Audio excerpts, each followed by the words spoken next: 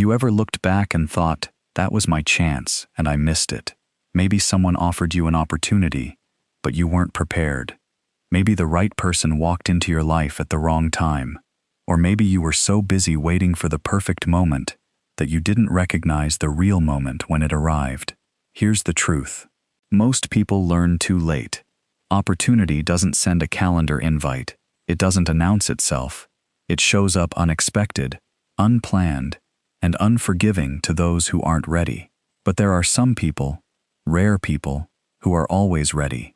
And when opportunity knocks just once, they open the door and step into a completely different life. This is the story of one of those people. Stay with me until the end. In a large city filled with dreamers and strivers, there stood an upscale restaurant called the Sterling Oak.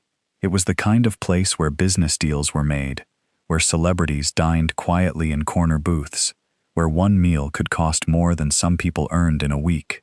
And in this restaurant worked a 32-year-old waiter named Daniel. Daniel had been a waiter for 8 years, not because he loved serving food, but because he needed to pay bills while he pursued his real dream, becoming a business consultant. He had a degree. He had taken courses. He had prepared presentations that no one had ever seen, but he had no connections, no big break, no lucky chance. Most waiters in the restaurant treated the job as temporary, something to tolerate until real life began. They showed up late, complained about customers, did the bare minimum. But Daniel was different. Every shift, Daniel wore his uniform like armor, perfectly pressed, shoes polished, name tags straight. He studied the menu like scripture. He knew every ingredient, every wine pairing, every story behind each dish. His colleagues laughed. "Why do you try so hard?" they asked. "It's just a waiter job. No one important is watching." Daniel would smile and say, "You never know who's watching.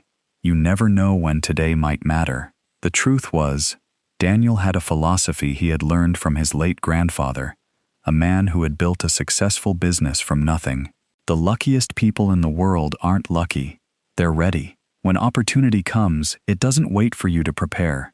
It only visits those who are already prepared. So Daniel prepared every single day.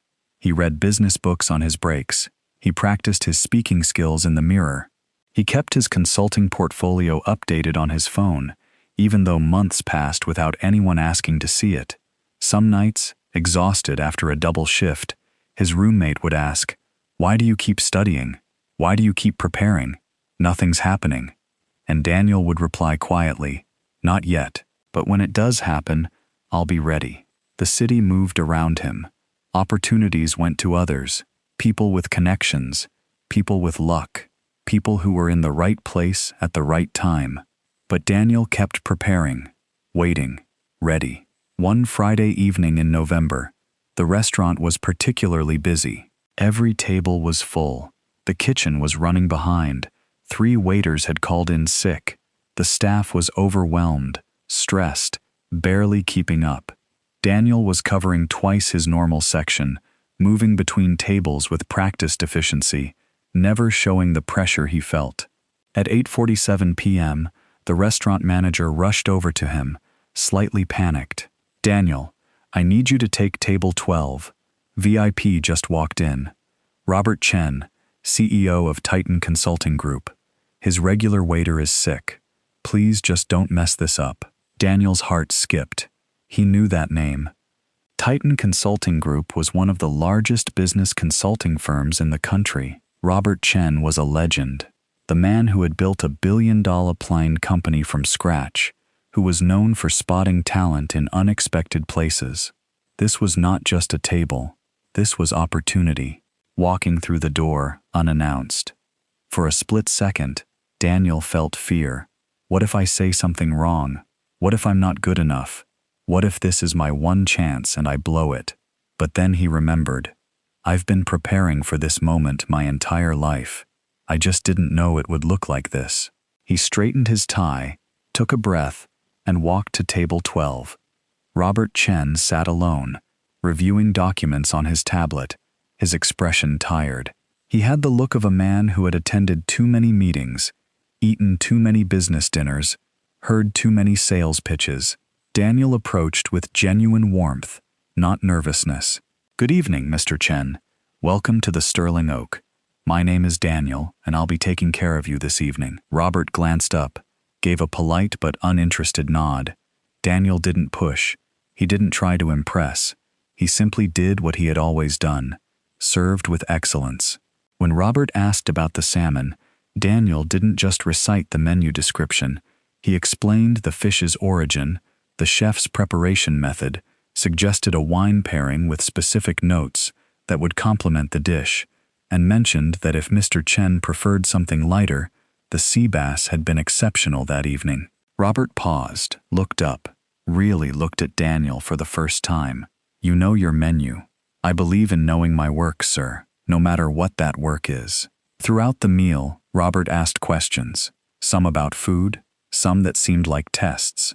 Daniel answered each with knowledge, confidence, and humility. Then, as dessert was being cleared, Robert said something unexpected.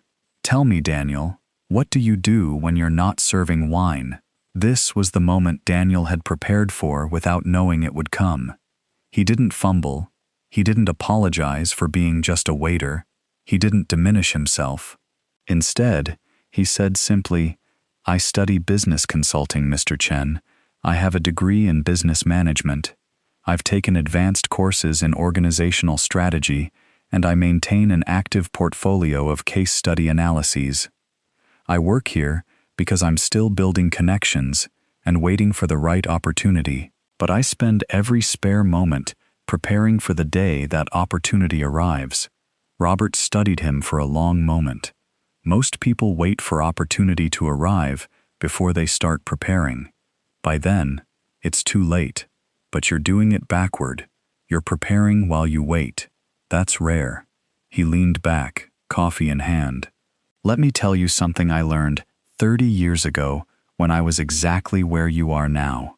Robert reached into his briefcase and pulled out a small notebook, worn, dog-eared, clearly carried for years. "See this?" he said, tapping the notebook. "This is my idea book. I've carried it for 3 decades. Most pages are filled with thoughts I had while waiting for meetings, waiting for flights, waiting for my life to start." He opened to a marked page. "This entry right here, I wrote when I was 28 years old, working as a junior analyst, feeling stuck. I wrote, 'Opportunity is like rain. You can't make it come. You can't control when it falls. But you can make sure that when it does fall, you're standing there with a bucket, not an umbrella." Daniel. Most people walk through life with umbrellas protecting themselves from anything unexpected. They want comfort, routine, predictability. So when opportunity rains down, they block it out and complain about getting wet. But the people who succeed, they stand in the rain with open arms and empty buckets. They're ready to catch every drop, even when it comes at inconvenient times, even when it looks different than they expected. He paused, let the metaphor sink in. "You're standing here at 9 p.m. on a Friday night, exhausted from a double shift, and instead of rushing me out so you can go home, you're treating this conversation like it matters. Because you know something most people never learn. Every moment is an interview for the next opportunity." Daniel felt something click into place. All those nights studying when he was tired, all those extra efforts when no one was watching, all that preparation when nothing was happening. It wasn't wasted. It was the bucket. And right now it was raining.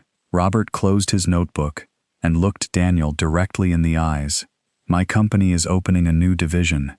We need someone who understands service excellence, who can analyze systems, who knows how to work with high-stakes clients, someone who's been preparing, even when there was no guarantee it would pay off." He slid a business card across the table. "Come to my office Monday at 9 a.m. Bring your portfolio. Let's see if your preparation matches your attitude." Daniel took the card with steady hands, even though everything inside him was trembling. "Thank you, Mr. Chen. I'll be there." Robert stood to leave, then turned back one more time. "Daniel, there were 5 other waiters in this restaurant tonight. Any of them could have served me, but only you were ready when the moment came. Remember that? And he walked out. That night, Daniel walked home in a daze. His roommate found him at the kitchen table at 2 a.m., portfolio spread out, practicing his presentation. "Did something happen?" his roommate asked. Daniel looked up, eyes bright. Opportunity knocked, and I was ready. That weekend, Daniel didn't celebrate. He prepared. He reviewed every case study in his portfolio. He researched Titan Consulting Group's recent projects. He practiced his interview responses. He pressed his best suit. He prepared like his life depended on it, because it did. Monday at 8:45 a.m., Daniel stood outside Titan Consulting Group's headquarters. He was early. He was prepared. He was ready. The interview lasted 2 hours. Robert Chen asked difficult questions. Daniel answered with the knowledge he had been accumulating for years.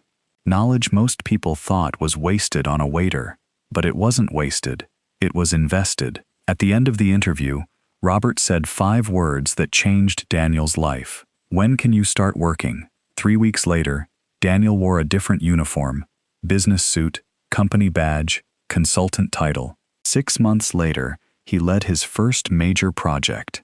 1 year later, he was promoted to senior consultant. 2 years later, he was speaking at business conferences, teaching others about operational excellence. At a company event, a colleague asked him, "How did you get so lucky? How did you get discovered by Robert Chen himself?" Daniel smiled, remembering that November night. "I wasn't lucky," he said quietly. "I was ready. And when opportunity knocked just once, I opened the door." My friend, Daniel's story is not about luck. It's about the philosophy that changed his life and can change yours. Right now, at this very moment, you might be waiting for your big break, waiting for someone to notice you, waiting for life to finally begin. But here's what Daniel learned and what I want you to understand. Opportunity doesn't arrive when you're ready. It arrives when it's ready. The only question is, will you be ready when it comes? Remember 3 truths. First, every moment is preparation for the next opportunity. The way you do small things today is training for how you'll handle big things tomorrow. That meaningless job, it's teaching you skills you'll need later. That task no one sees, someone will notice eventually. Excellence in obscurity creates readiness for visibility. Second, opportunity looks nothing like you expect. You think your big break will be obvious. A phone call, an announcement, a clear sign. But Daniel's opportunity looked like a tired businessman on a Friday night. It looked ordinary. Most people miss their opportunities because they're waiting for something that looks more important. Third, the difference between lucky people and unlucky people is preparation. Lucky people aren't blessed by fate. They're people who stayed ready when others got comfortable. They studied when others watched TV. They practiced when others complained. They prepared when others said, "What's the point?" So here's your question to answer.